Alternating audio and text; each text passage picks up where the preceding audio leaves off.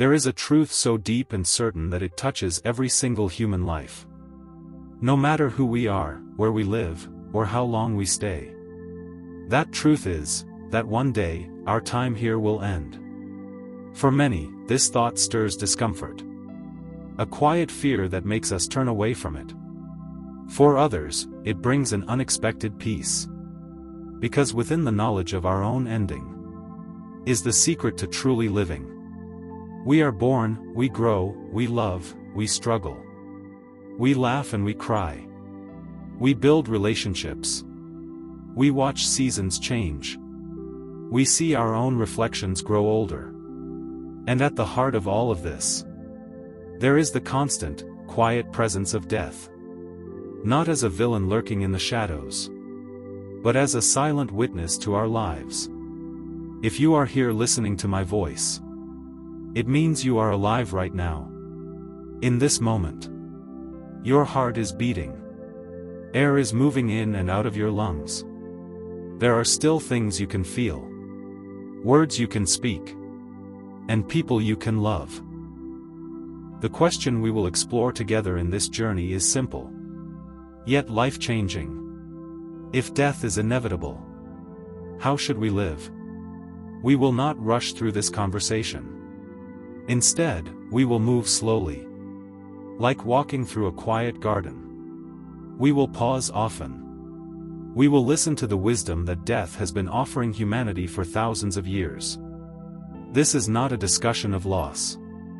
It is a conversation about understanding. It is a reminder that death, far from being an enemy, can be our greatest teacher. So I invite you to let go of the distractions of your day. Take a slow, deep breath in. Hold it for just a moment. And gently let it out. We are here, together, to explore what death teaches us about life. From the moment humans first became aware of themselves, we have lived with the quiet knowledge that one day we will no longer be here. This awareness has shaped how we tell stories, how we create art, and how we live our lives. It has made us pause to ask deep questions. What does it mean to be alive? What will matter when my time is over? How should I spend the days I've been given? Death has been, in many ways, our oldest teacher. It has stood just beyond the edges of our vision, reminding us to focus on what is real and important. Death teaches us perspective. When we keep death in mind, the small frustrations of daily life often seem, well, small. The argument over who was right. The traffic that made us late. The small mistake we can't stop replaying in our minds. These begin to lose their grip. Instead, we start asking, will this matter to me in a year? Will this matter when my time here is ending? Most often, the answer is no. And so we begin to choose peace over pettiness. Calm over conflict. Death reminds us time is finite. It's easy to fall into the belief that we have endless tomorrows. We put off the things we want to do. That trip. That conversation. That dream we keep tucked away in our mind. Because we think we can always start later. But later is never guaranteed. When we understand that our time is limited, each day becomes more valuable. The walk in the park feels more refreshing. The hug lasts a little longer. The people we care about become more important than the things we own. Death strips away what doesn't matter. If you imagine yourself at the very end of your life, looking back, what will you see? It's unlikely that you will think about the brand of clothes you wore, or how many likes your last post received. Instead, you might remember the friend who made you laugh until you couldn't breathe. The evening you sat watching the sunset in silence with someone you loved. The moments you felt proud of yourself for being brave. Death has a way of clearing the fog, helping us see the simple, human moments that actually matter. Death makes the present moment precious. We often live as though life is happening somewhere else, in the future, or in a better version of ourselves that we haven't yet become. But death reminds us. This is it. This moment, right now. The air in your lungs. The sounds around you. The feeling of your hands resting where they are. This is the only moment you truly have. When we see life this way, ordinary moments stop feeling ordinary. They become pieces of a one-time gift. Death encourages simplicity. If life is short, why waste it in unnecessary complication? Why fill our days with things we don't care about, just to impress people we don't really know? Death gently reminds us that a simpler life, one filled with what matters to us, is often a richer one. And so, when we think of death not as something distant, but as a quiet presence in the background of our lives, we begin to live differently. We become more deliberate in our choices, more sincere in our words, and more open to the beauty that is already here. Lessons death teaches about living fully. Death is like a quiet voice in the background of life. Most of the time, we don't hear it. But every so often, when someone we love passes away, when we experience a close call, or when we simply stop to think, we notice it whispering to us.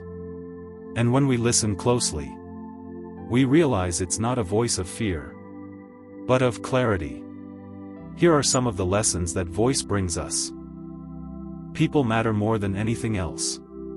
At the end of life, the weight of our possessions disappears.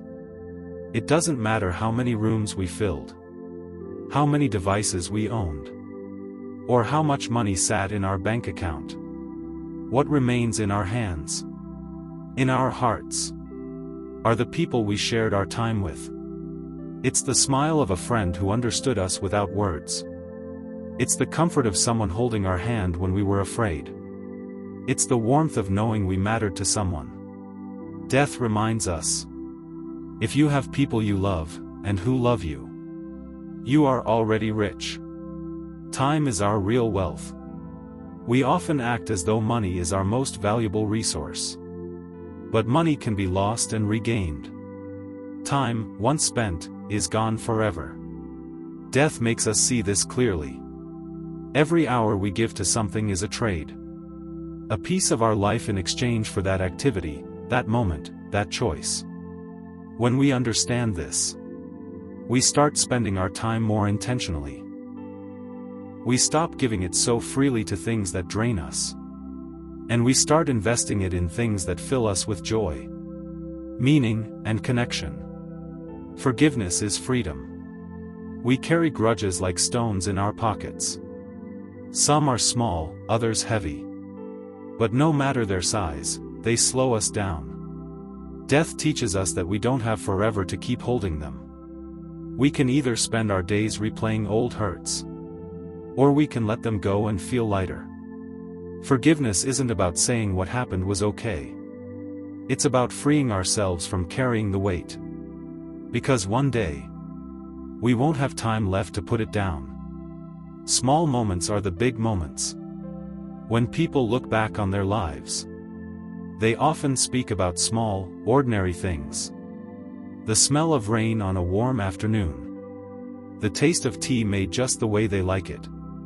The sound of laughter in a kitchen. These moments pass quietly when we're living them. But in memory, they shine. Death reminds us not to overlook them now.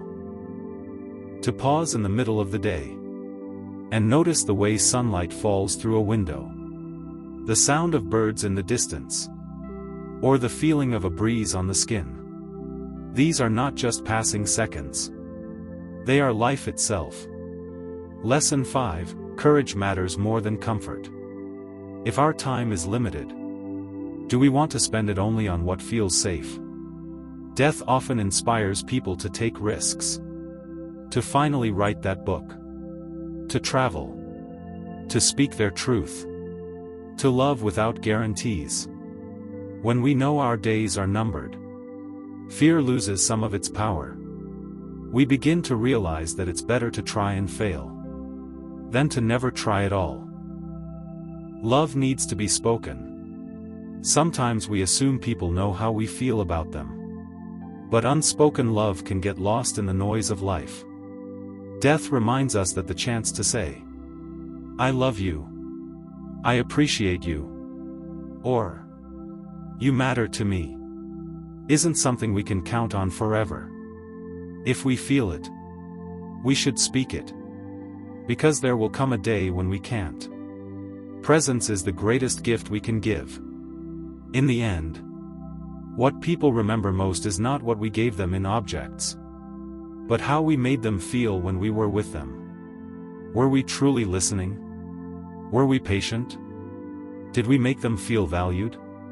Death teaches us that being present with someone, really being there, is one of the most powerful acts of love we can offer. Emotional growth and acceptance. When we think of death, our first reaction is often resistance. We don't want to imagine endings. We don't want to imagine losing the people we love, or saying goodbye to the world we know. But over time, something surprising happens when we stop running from this truth. Instead of filling us with fear, it begins to fill us with wisdom. It shapes us into people who are calmer, more resilient, and more deeply alive. Death, when faced with openness, becomes a teacher of emotional strength, acceptance of change. Life is never still. Children grow up. Seasons turn. Our own faces change in the mirror. Yet so often, we resist this natural flow. We cling to what used to be. We try to hold time in our hands, only to feel it slipping through our fingers. Death reminds us that change is not the enemy. Change is life's constant companion. And the sooner we accept this, the more peace we feel. When we make peace with change, we don't mourn every passing day. We celebrate it. We don't waste energy trying to control the uncontrollable. We learn to ride the rhythm of life as it unfolds. Courage to live honestly. When we recognize that time is short, we stop pretending as much. We stop wearing masks for the approval of others. We stop saying yes when our heart is screaming no. Death gives us courage to be authentic, to say what we mean, to live in alignment with who we really are. Because in the end, it's not the version of ourselves that others expect that brings peace. It's the version that is true. Peace in the face of uncertainty. One of the hardest parts of life is uncertainty. We never truly know what tomorrow holds. We try to plan, to predict, to control. But deep down, we know we cannot guarantee anything. At first, this uncertainty can feel overwhelming. But when we reflect on death, we begin to see it differently. Uncertainty is not a curse. It is what makes life an adventure. It's what makes each moment fresh and alive. When we accept that the future is unknown, we stop clinging so tightly to it. We start enjoying the present, trusting that whatever comes, we will meet it with strength. Learning to let go. One of the hardest emotional lessons in life is learning to let go. Of people. Of moments. Of identities we once held. Death teaches us that letting go is not the same as losing. It is an act of trust. A way of making space for new experiences. New growth. New peace. When we practice letting go in small ways, we prepare ourselves for the larger transitions that life inevitably brings. And in doing so, we find a surprising lightness. Death, then, is not only the end of a story. It is a mirror that shows us how to live. It pushes us toward honesty, toward acceptance, toward gratitude, and toward peace. It teaches us that growth often comes not from holding tighter, but from loosening our grip. As we come to the end of this journey, Let us pause for a moment. And breathe. We began by exploring death. A subject many avoid. A truth many fear. But as we've seen together, death is not just an ending. It is a teacher. It is a reminder.